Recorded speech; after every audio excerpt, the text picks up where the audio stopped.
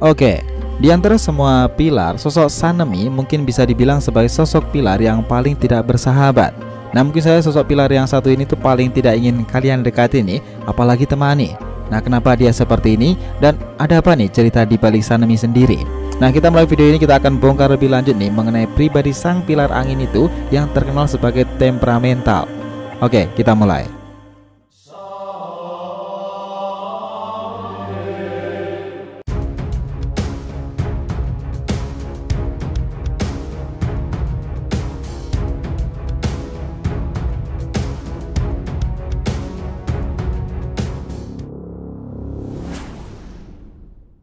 Hai guys, welcome back to the RTV channel. Nah, kali ini kita akan kembali lagi ke pembahasan ke Kimetsu no Yaiba. Melanjutkan dari pembahasan para pilar nih. Kali ini kita akan ngebahas lagi sang pilar angin, yaitu Sanemi Shinazugawa. Nah, sekali lagi nih, kita nggak akan berhenti memperingatkan bahwa video ini tuh mengandung spoiler. Jadi buat kalian yang nggak mau terkena spoiler, bisa cek video kami yang lainnya yang sekiranya kalian suka. Oke, kita lanjut nih. Nah, Sanemi, sang pilar angin itu adalah sosok pilar dari Demon Slayer Corps sendiri. Sebagai pengguna teknik pernapasan angin tuh, jurus-jurus yang Sanemi keluarkan ini bersifat ofensif atau berfokus pada serangan yang berdampak besar, baik kerusakan atau luka pada lawannya. Nah, gaya serangannya ini juga cenderung liar dan juga tidak teratur sama sekali. Yang mana ini juga merupakan salah satu sifat dari angin topan. Nah, sama seperti jurusnya nih, kepribadian Sanemi ini juga sama-sama ribut, ofensif dan juga sangat keras kepala. Ini melengkapi sifat pemarahnya juga dan juga temperamental. Karena sifat yang ia miliki itu jugalah Sanemi merupakan salah satu anggota pilar yang cukup tidak disukai, baik dalam universe-nya sendiri oleh sesama pilar atau dalam Demon Slayer Corps. Juga ini di mata para penontonnya sendiri. Nah, bagaimana tidak nih, kesan pertama Sanemi saat dia muncul baik di chapter maupun animenya sendiri, Sanemi ini tidak sama-sama menyenangkan dan tentunya dia itu tidak baik. Ini pertama muncul saat para Hashira kecuali dirinya berkumpul di markas Demon Slayer Corps sendiri, di mana mereka semua sedang berurusan dengan Tanjiro yang kebetulan membawa iblis, yang tak lain itu adalah adiknya sendiri Nezuko. Dan Anda memutuskan nih hukuman apa yang akan mereka berikan bagi Tanjiro atas pelanggaran kode etik Demon Slayer Corps yang ia lakukan tersebut. Nah, saat itu di saat Tanjiro sedang ditahan oleh para Hashira sendiri dan terpisah dari adiknya, tepat ketika Tanjiro menyatakan keberadaan adiknya itu, Sanemi itu tiba-tiba muncul dan membawa kotak yang berisi Nezuko di dalamnya, lalu memperlakukan Nezuko di dalam kotaknya itu dengan sangat kasar. Nah, ini menyebabkan kemarahan dalam diri Tanjiro Kamado. Kita tahu saat itu bahwa Tanjiro dan Sanemi juga para pilar hampir saja ribut satu sama lain, hingga Oyakata sama datang melerai Tanjiro dan juga para pilar lainnya. Dan kedatangan Sanemi itu memang mengacaukan segalanya sih. Di sanalah Oyakata itu mulai berbicara dengan Tanjiro dan juga adiknya sendiri berikut kesediaan Giyu Tomioka sang pilar air dan juga Orokodaki Sakonji yang melatih dan merawat Tanjiro sebelum ia menjadi Demon Slayer seperti hari ini. Nah, kita tahu nih bahwa mereka telah bersumpah demi nyawa mereka sendiri supaya Nezuko tidak meneror manusia lain dengan keberadaannya seperti halnya para iblis pada umumnya.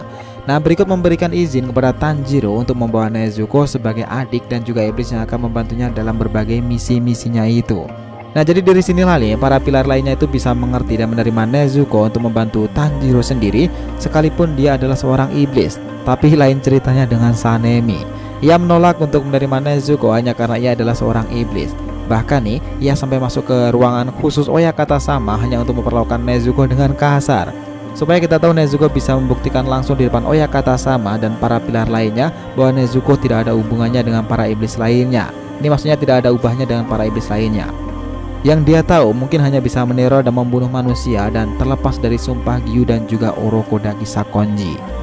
Oh ya nih, sebagai tambahan pula Sanemi juga diketahui memiliki darah langka yaitu darah Mareji yang katanya nutrisi dari darahnya itu setara dengan darah 50 hingga 100 orang. Nah, tentu saja dengan isi darah yang seperti itu, darah ini tuh sangat langka dan sangat lezat untuk para iblis sendiri, bahkan bisa dibilang memabukkan. Nah, iblis yang mencium darah Mareji ini bisa sangat tergoda dan kehilangan fokusnya. Dan kita tahu sejauh ini hanya Nezuko yang mau menolak godaan darah Mareji sendiri dari Sanemi ini karena keyakinannya dan keinginannya untuk tidak memakan manusia.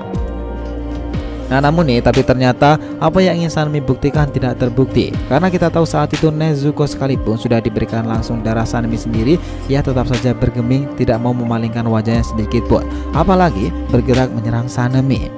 Ya, dari sini kita bisa tahu bahwa Sanemi mempunyai kebencian kepada para iblis yang luar biasa itu, bahkan melebihi kebencian pada para Demon Slayer kepada para iblis sekalipun. Jangankan Demon Slayer biasa nih, kebencian Sanemi kepada para iblis ini juga bahkan melebihi rekan-rekannya para Hashira sekalipun. Nah, kok bisa seperti itu? Nah, ini rupanya kebencian luar biasa yang dimiliki Sanemi ini juga bercampur dengan masa lalunya yang sangat kelam. Berikut kepribadian yang keras dan temperamental itu. Kita tahu saat itu bahwa Sanemi tidak seperti awalnya memiliki sifat seperti ini. Pada masa kecilnya dia adalah seorang anak yang penyayang dengan 7 orang adik. Meski tumbuh dengan keluarga yang abuse, di mana ayahnya sering melakukan kekerasan pada ibunya dan keluarganya sendiri, hingga pada suatu hari ayahnya itu meninggal dunia dan ibunya berjuang sendirian sebagai seorang single mother bagi anak-anaknya. Nah, suatu hari ketika ibunya sedang melakukan kesehariannya, yaitu mencari kayu bakar di dalam hutan, ia tidak kembali ke dalam waktu yang sangat lama, sehingga Sanemi pun mencarinya hanya untuk kemudian mengetahui dan menemukan fakta bahwa ibunya telah menjadi seorang iblis.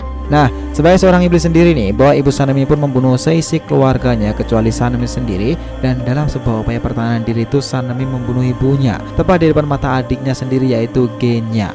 Nah, melihat apa yang telah kakaknya perbuat terhadap ibunya sendiri, dengan kengerian Genya menyebut Sanemi sebagai seorang monster. Nah, sejak saat itulah hubungan kakak adik antara Sanemi dan Genya pun akhirnya hancur. Nah, tidak memiliki siapapun yang bisa ia anggap keluarga nih, Sanemi akhirnya menemukan sosok Demon Slayer pengguna pernapasan angin, yaitu Masachika Kumeno, yang kemudian menjadikan Sanemi sebagai adik didiknya.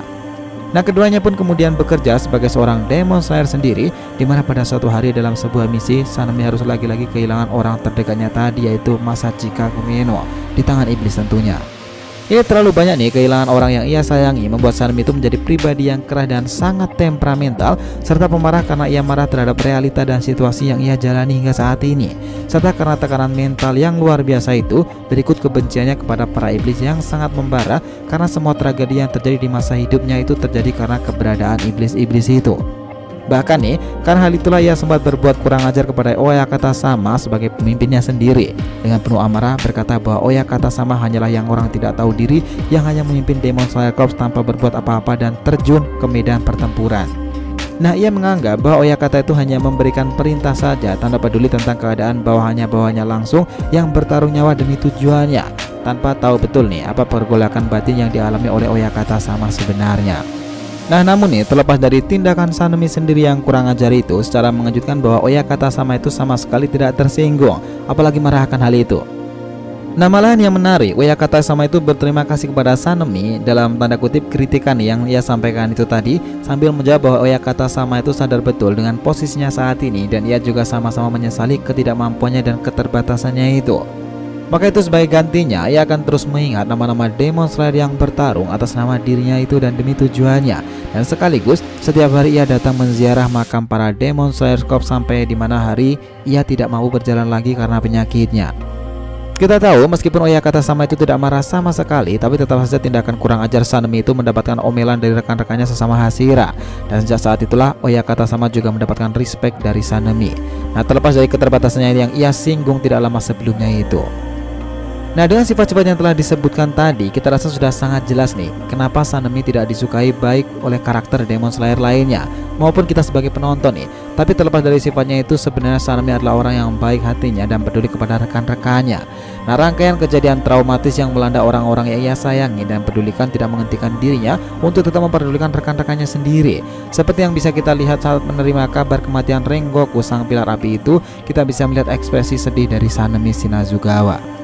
Nah, selain peduli soal rekan-rekannya dan para Demon Slayer Corps sendiri, Sanemi itu juga tetap menyayangi adiknya yang tersisa Genya itu jauh dari dalam lubuk hatinya. Ia sengaja memasang sosok angkuh dan jauh dari adiknya itu agar Genya tidak mengikuti jejak kakaknya sebagai seorang Demon Slayer.